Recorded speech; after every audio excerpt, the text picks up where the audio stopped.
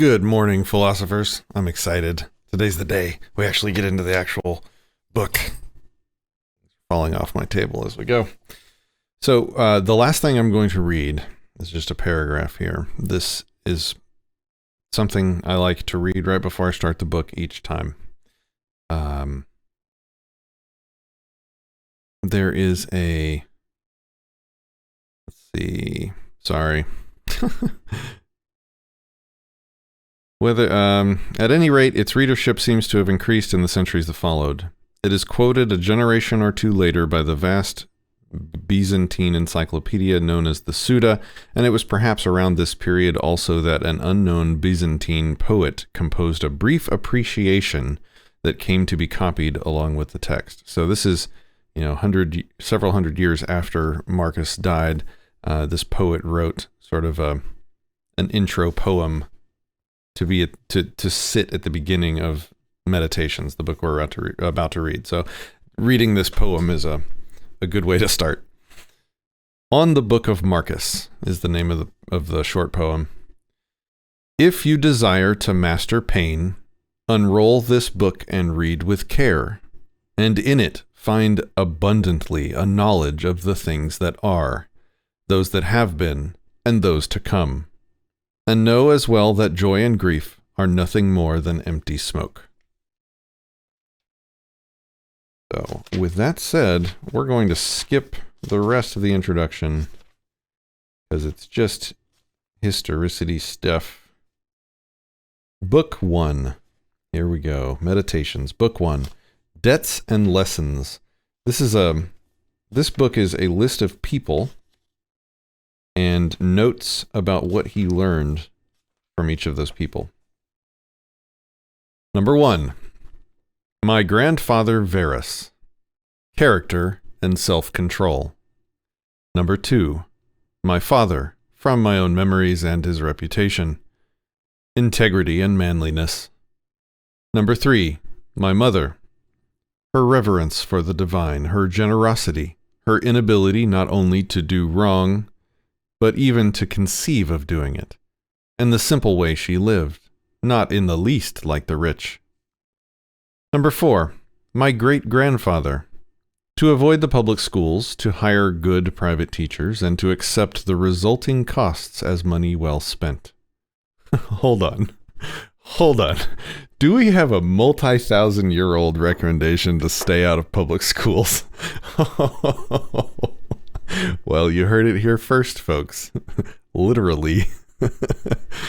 To avoid the public schools, to hire good private teachers, and to accept the resulting costs as money well spent. Oh, that's getting highlighted right now. Excuse me. We're going to take a moment and respect this wisdom. All right.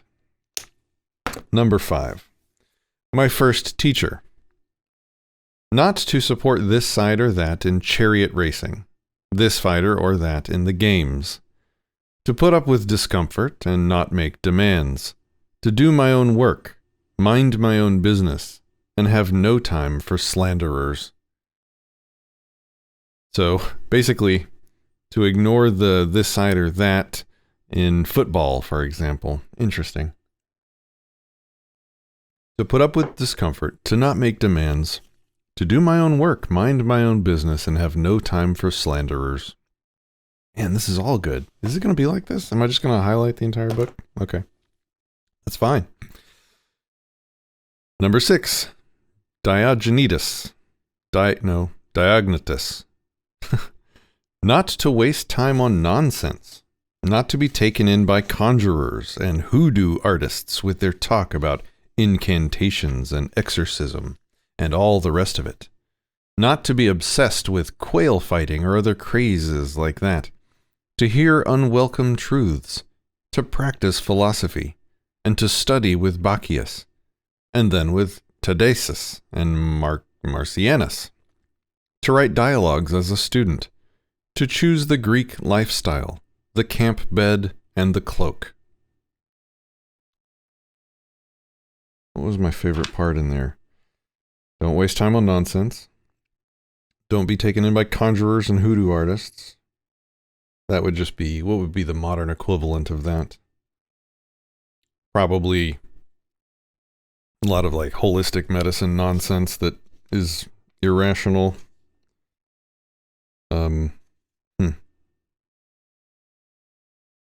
Not to be obsessed with quail fighting. Yeah, I got that. To hear unwelcome truths. Oh, yeah. Yeah. To enjoy hearing truth. That's good. Okay, number 7, rusticus. The recognition that I needed to train and discipline my character. Not to be sidetracked by my interest in rhetoric. Not to write treatises on abstract questions, or deliver moralizing little sermons, or compose imaginary descriptions of the simple life or the man who lives only for others. To steer clear of oratory, poetry, and belles lettres. Don't know what that means.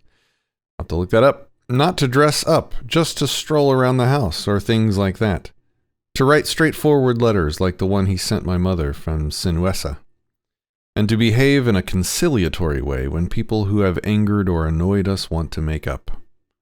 To read attentively, not to be satisfied with just getting the gist of it, and not to fall for every smooth talker, and for introducing me to Epictetus's lectures and loaning me his own copy. Apollonius, number 8. Independence and unvarying reliability, and to pay attention to nothing, no matter how fleetingly, except the logos, and to be the same in all circumstances, intense pain, the loss of a child, chronic illness, and to see clearly from his example that a man can show both strength and flexibility. His patience in teaching, and to have seen someone who clearly viewed his expertise and ability as a teacher as the humblest of virtues, and to have learned how to accept favors from friends without losing your self-respect or appearing ungrateful.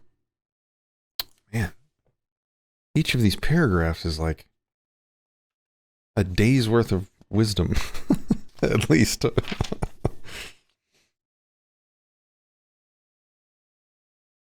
Be the same in all circumstances, intense pain, the loss of a child, chronic illness. A man can show strength and flexibility. Accept favors from friends without losing your self-respect or appearing ungrateful. I'm not good at accepting. Yeah. A lot to think about in each little sentence here. Number 9. Sextus. Kindness. An example of fatherly authority in the home, what it means to live as nature requires. Gravity without airs. To show intuitive sympathy for friends. Tolerance to amateurs and sloppy thinkers. His ability to get along with everyone. Sharing his company was the highest of compliments, and the opportunity and honor for those around him. To investigate and analyze, with understanding and logic, the principles we ought to live by. Not to display anger or other emotions, to be free of passion and yet full of love. To praise without bombast, to display expertise without pretension. I think I'm going to have to read this again later. And it's almost like I read this every couple of years, for a reason. Number 10. The literary critic Alexander. Not to be constantly correcting people, and in particular not to jump on them whenever they make an error of usage or grammatical mistake or mispronounce something, but just answer their question or add another example, or debate the issue itself, not their phrasing, or make some other contribution to the discussion and insert the right expression unobtrusively. He's talking about grammar Nazis, not participating in that. Timeless wisdom, folks. Number 11, Fronto. To recognize the malice, cunning, and hypocrisy that power produces, and the there's that word again. Peculiar, I don't know why. Maybe it's on a Texan thing. Peculiar ruthlessness often shown by people from good families. Number 12, Alexander the Platonist. Not to be constantly telling people or writing them that I'm too busy, unless I really am. Ooh, that's a good one. Similarly, not to be always ducking my responsibilities to the people around me because of, quote, pressing business. That's really good. Number 13. Catullus? Not to shrug off a friend's resentment, even unjustified resentment, but to try to put things right. To show your teachers ungrudging respect, the Dominatus and Antheodotus story, and your children unfeigned love. Number 14, my brother Severus. To love my family, truth, and justice. It was through him that I encountered Thrasea, Helvidius, Cato, Dion, and Brutus, and conceived of a society of equal laws governed by equality of status and of speech, and of rulers who respect the liberty of their subjects above all else. Contradiction. They're not subjects if they have liberty. But for his time, that was a pretty epic sentence to write, right? And from him as well, to be steady and consistent in valuing philosophy, and to help others and be eager to share, not to be a pessimist, and never to doubt your friend's affection for you. And that when people incurred his disapproval, they always knew it, and that his friends never had to speculate about his attitude to anything. It was always clear. Not be a pessimist. Never to doubt your friend's affection for you. And that when people incurred his disapproval, they always knew it. So that seems like a denouncement of sort of passive aggression or shying away from conflict with important people in your life. If they're important to you, you want to work this stuff out and not just let it go unknown to them. Number 15, Maximus. Self-control and resistance to distractions. Optimism in adversity, especially illness. Yeah, wow. Wow. A personality in balance, dignity and grace together. Doing your job without whining. Other people's certainty that what he said was what he thought, and what he did was done without malice. Other people's certainty that what he said was what he thought, and what he did was done without malice. Say what you mean, say what you think. Okay. Never taken aback or apprehensive, neither rash nor hesitant, or bewildered or at a loss. Not obsequious, but not aggressive or paranoid either. Obsequious, not obsequious. Excuse me. I have problems with English words too. Generosity, charity, honesty. The sense he gave me of staying on the path rather than being kept on it. That no one could ever have felt patronized by him or in a position to patronize him. A sense of humor. Number 16, my adopted father. Compassion. Unwavering adherence to decisions once he'd reached them. Indifference to superficial honors. Yeah, that's a good one. Hard work. Persistence. Listening to anyone who could contribute to the public good. His dogged determination to treat people as they deserved. A sense of when to push and when to back off. Putting a stop to the pursuit of boys. Whoa. That escalated. His altruism. Not expecting his friends to keep him entertained at dinner or to travel with him unless they wanted to. And anyone who had to stay behind to take care of something always found him the same when he returned. His searching questions at meetings, a kind of single-mindedness, almost never content with first impressions or breaking off the discussion prematurely. His constancy to friends, never getting fed up with them or playing favorites. Self-reliance, always, and cheerfulness. Self-reliance always, and cheerfulness. And his advanced planning, well in advance, and his discreet attention to even minor things. His restrictions on acclamations, and all attempts to flatter him. Yeah, I feel that. I like that. His constant devotion to the empire's needs. his stewardship of the treasury, his willingness to take responsibility and blame for both, his attitude to the gods, no superstitiousness. Okay. And his attitude to men, no demagoguery, no currying favor, no pandering. Always sober, always steady, and never vulgar or a prey to fads. The way he handled the material comforts that fortune had supplied him in such abundance, without arrogance and without apology. If they were there, he took advantage of them. If not, he didn't miss them. No one ever called him glib or shameless or pedantic. They saw him for what he was, a man tested by life, accomplished, unswayed by flattery, qualified to govern both himself and them. His respect for people who practiced philosophy, at least those who were sincere about it, but without denigrating the others or listening to them. His ability to feel at ease with people and put them at their ease without being pushy. This goes on for a while. He's got a lot of good things to say about this was his adopted father. We will continue this tomorrow. And I think I'm going to go back and reread this, because there's a lot of little nuggets in there. All right. Let's see. I had something written down for today. Thinking of these daily thoughts is a big part of what comes before I hit stream, by the way. I have think time where I try and decide and think about and find something to focus on for the day. It takes a lot of time some days. Today was one of those days. I think I spent 25 minutes just thinking about the day. I have an immense to-do list today. There's no way I'm finishing it all. And a lot of this stuff are long-running things that have taken weeks so far and are going to continue to take more weeks to go. The thought I have written down for today is that we solve our big problems action by action, step by step.